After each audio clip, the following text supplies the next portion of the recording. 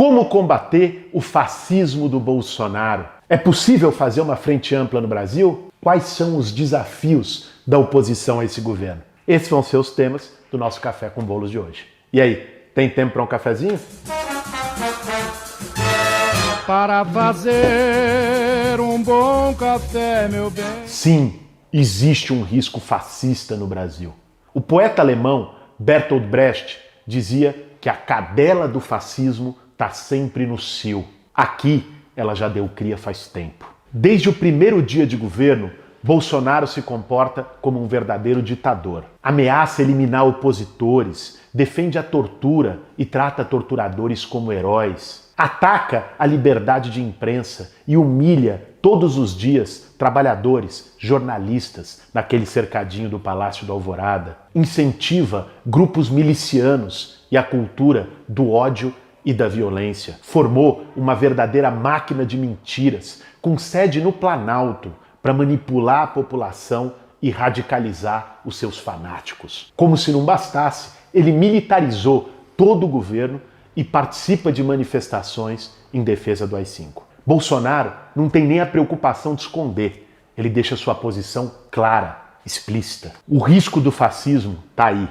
Basta ter olhos para enxergar. Esse risco é assustador. E o medo pode levar muita gente para paralisia. Mas não. Mais do que nunca, é momento de agir. Em primeiro lugar, nós temos que construir uma frente ampla contra o fascismo no Brasil. Com fascismo não se dialoga. É preciso enfrentá-lo e derrotá-lo. Mas ninguém consegue fazer isso sozinho. A luta pela liberdade e pela democracia não escolhe esse ou aquele aliado. Qualquer um, de qualquer partido, de qualquer lugar que esteja disposto a lutar para que o Brasil não vire uma ditadura, tem que fazer parte dessa trincheira contra o fascismo. Quem acreditar na democracia, que se apresente e entre. Não é hora de ficar olhando para trás, lavar roupa suja, remoer ressentimentos do passado. Teve o golpe em 2016 contra Dilma. Eu estava com muitas pessoas na linha de frente contra o golpe, na rua, lutando. Teve gente que defendeu o fora Dilma. Teve gente até que votou no Bolsonaro no segundo turno, dizendo que Bolsonaro e PT era a mesma coisa, ou valia tudo para tirar o PT. Qual que é a nossa atitude com essas pessoas? É agora que elas perceberam o risco do Bolsonaro, que por vezes até podem ter ajudado a semear, fazendo isso inconscientemente, mas agora que elas perceberam o risco, nós vamos chegar e dizer para elas: você, onde é que você estava no verão passado? O que você fez? Você é o corresponsável por isso. Eu avisei. Ou nós vamos acolher, compreender, né, e se dispor a lutar junto com essa pessoa contra o Bolsonaro. Se a gente adotar a primeira posição, é não entender, não levar a sério a gravidade do que está acontecendo. É a gente falar, tem risco de fascismo, mas não age como se tivesse. Coloca essas querelas como mais importantes. Eu não estou dizendo que elas não são importantes. Eu não estou dizendo que é indiferente alguém ter se posicionado a favor ou contra o golpe contra a Dilma. E mais que isso, eu acho que ali, inclusive, abriu a porteira para toda a destruição institucional que a gente está vivendo e do qual o Bolsonaro também é produto. Agora, no meio de um processo em que o cara está avançando, está dizendo que quer ditadura, está avançando, está fustigando, diz em fechar Supremo, em fechar Congresso, no meio disso, é esse passado que a gente vai ficar remoendo? Pega o negócio do Felipe Neto, né, que ele fez aquele posicionamento corajoso, conclamando os influenciadores e tal a se posicionarem, dizendo que estava tendo muita omissão. Depois, no próprio Roda Viva, teve um posicionamento muito bom, no mesmo sentido, até fez autocrítica em relação a ter apoiado o impeachment da Dilma, que ele reconheceu depois que foi um golpe. Aí quando o Felipe Neto se posicionou dizendo isso, falava, Felipe Neto, mas você foi... Eu vi gente falando, não, Felipe Neto, torcendo o nariz, foi corresponsável, né, apoiou o golpe. Pra lá. Eu acho que isso é ficar remoendo o fígado, é fazer política com ressentimento. E o ressentimento na política nunca é um bom conselheiro, ainda mais num momento desse, num momento tão grave, com riscos evidentes se colocando no nosso nariz. A história ensinou isso pra gente. Um dos fatores da ascensão do Hitler na Alemanha em 1933 foi que os comunistas e os social-democratas ficaram brigando entre si e não se uniram contra o risco do nazismo. Era um momento que guarda muitas semelhanças com o de hoje. Hitler se aproveitou da crise econômica, do desespero das pessoas, do desemprego após a crise de 29 e também de um sentimento de rejeição à política, do fracasso dos políticos em resolverem os problemas das pessoas. Esses sentimentos foram combustíveis para a ascensão dessa política personalista, autoritária, representada por um salvador da pátria. E como a oposição não se uniu a tempo para barrá-lo, ele chegou ao poder. O resto da história a gente já conhece. A Frente Ampla pela democracia e contra o fascismo é um desafio importante, mas não é o único. É preciso entender a diferença entre unidade e identidade. Não dá para lutar por democracia e esquecer os direitos sociais. Bolsonaro também aprovou uma reforma da Previdência que faz com que as pessoas se aposentem mais tarde e ganhando menos. Tem projetos como a Carteira Verde e Amarela para acabar com o que restou de direitos sociais no Brasil. E, em nome do ajuste fiscal, tem destruído programas sociais essenciais para os brasileiros mais pobres. Porque eu acho que aí tem duas coisas. Vê só, se a gente ficar só falando de fascismo, democracia está em risco, com quem que a gente está dialogando na sociedade brasileira? Tá bom, é óbvio, existe um risco à democracia, nós acreditamos nisso, nós lutamos contra isso. Só que isso dialoga com a grande massa do povo brasileiro? Será que essa é a grande preocupação do cara que está lá no fundão, num barraco de favela, na beira do córrego? O fascismo, a democracia. Teve uma história, inclusive, que eu acho que é bem emblemática disso aí, que é triste, mas verdadeira. Durante a campanha eleitoral, conhecido meu estava tentando convencer no segundo turno uma senhora vizinha dele a não votar no Bolsonaro. Ela não vota, deu os argumentos, ela falou, não, eu vou votar. Aí ele tentou, falou, porra, mas ele é um fascista. Aí ela respondeu para ele, olha, cada um tem sua profissão, se essa é a profissão dele, eu não posso fazer nada. O que fascismo significa para a maioria dos brasileiros? Às vezes a gente está falando numa bolha mais intelectualizada, de pessoas mais engajadas. E isso, fazer a luta contra o fascismo, talvez não faça muito sentido para boa parte da população. O que toca? O atraso no auxílio emergencial, o em análise. O que toca? A destruição da aposentadoria, a destruição dos direitos trabalhistas, acabar com Minha Casa Minha Vida. Isso toca milhões de brasileiros que estão vivendo isso, sentem no bolso, sentem na pele os efeitos dessa política. Você ficar só falando de fascismo, por mais que a gente saiba a gravidade da ameaça, e não fazer de forma coerente, de forma contundente a luta por direito social, com quem que você está dialogando? Qual é? Essa frente é ampla com quem? Ampla, mas não envolve a maioria do povo. E que essa não é a preocupação dele. Então, nós temos que estar nesse debate. Estar na frente ampla não significa conivência com quem ataca direitos. E muito menos deixar de disputar outros projetos para a sociedade. Aliás, a derrota do fascismo só pode acontecer se a gente convencer as pessoas de que existe outro caminho. A esquerda não tem que baixar suas bandeiras. Ainda mais agora, quando a pandemia do coronavírus colocou uma verdadeira encruzilhada de quais são as nossas escolhas como sociedade,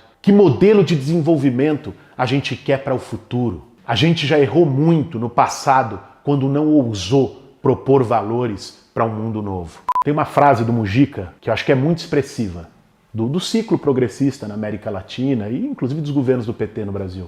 A gente formou consumidores, mas não formou cidadãos. Veja, a esquerda teve aqui no Brasil 13 anos no governo. Teve na América Latina uma década e meia de governos progressistas, vamos chamar assim. E você teve melhora na vida das pessoas? Políticas sociais importantes? Comparar agora com o Bolsonaro, nem tem comparação. Agora, não se fez a disputa de valores na sociedade. E acho que esse foi um dos maiores problemas, um dos maiores erros. Essa disputa é pedagógica, ela é necessária. E esse é um momento que a gente não pode abrir mão da disputa de valores. O cara vai lá e diz que o nazismo é de esquerda, e isso se propaga. Ele fala todos os absurdos, e nós vamos falar o quê?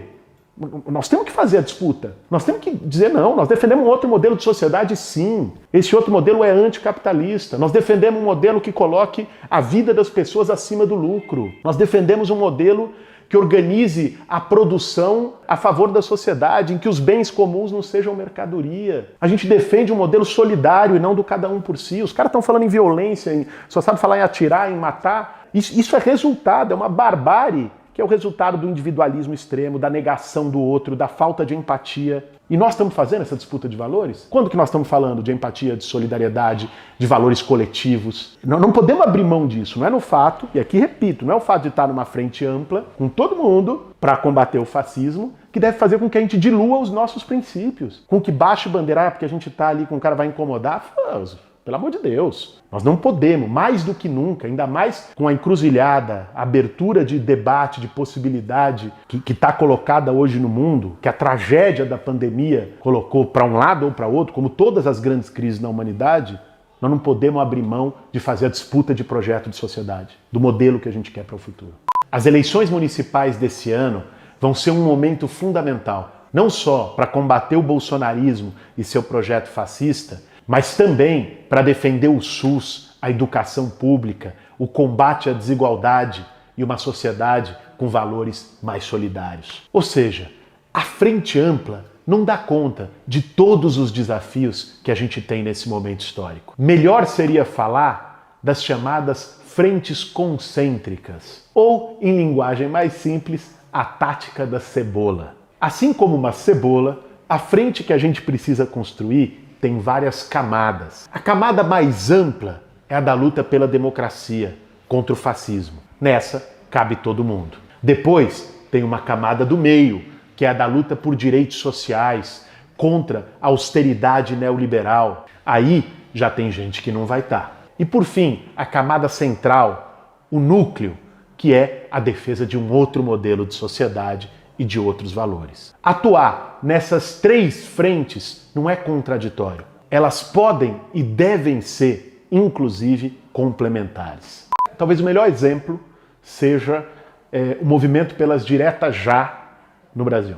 Começou a frente pela anistia e depois foi o palanque das diretas já que ajudou a derrotar a ditadura militar no Brasil.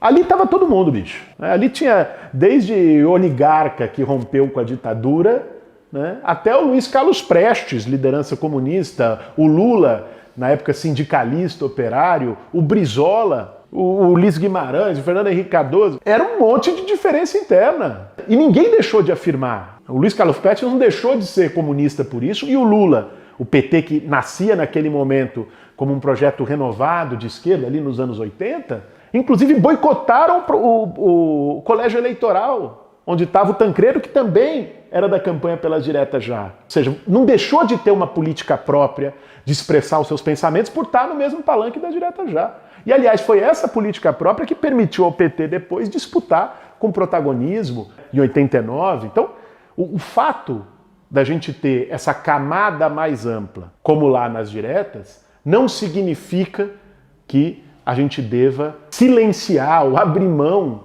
né, dos outros princípios que a gente defende. Naquele palanque, ok, mas desceu daquele palanque, nós vamos seguir defendendo, né, os direitos sociais, um outro modelo de sociedade, inclusive lutando contra alguns que estavam no mesmo palanque há 15 minutos atrás. Essa é a tática da cebola, ou seja, das várias camadas de frente que tem que se fazer. Uma não anula a outra. Unidade não pode ser silêncio das diferenças e muito menos recuo das posições. Unidade tem que ser uma soma da diversidade. Lutar junto com muita gente pela democracia e contra o fascismo não pode significar que a gente deixe de fazer a luta contra os privilégios, por taxação das grandes fortunas, por outro modelo político mais democrático, que a gente deixe de enfrentar as máfias que corroem o Estado brasileiro, atuando inclusive no Congresso Nacional e no Poder Judiciário. Ou então que a gente silencie sobre o extermínio da juventude pobre e negra nas periferias, praticados muitas vezes pelas polícias de governadores de Estado que também estão contra Bolsonaro. Teve agora aquele caso brutal do João Pedro, um menino de 14 anos, morava em São Gonçalo, região popular do Rio. A polícia entrou, eu não sei se você viu o filme, cara, o vídeo que os pais dele fizeram na casa. A casa crivada de bala de fuzil para todo lado, as paredes com os buracos desse tamanho. Foi assassinado de maneira brutal. Todo dia, você olhava o relato da mãe, o relato do pai, te quebra, te corta o coração. Quer dizer, quem fez isso foi a polícia do Witzel. O Witzel que agora está dizendo, eu defendo a vida, sou pelo isolamento. Pô, defende a vida no centro, né? Na favela ele é um agente da morte.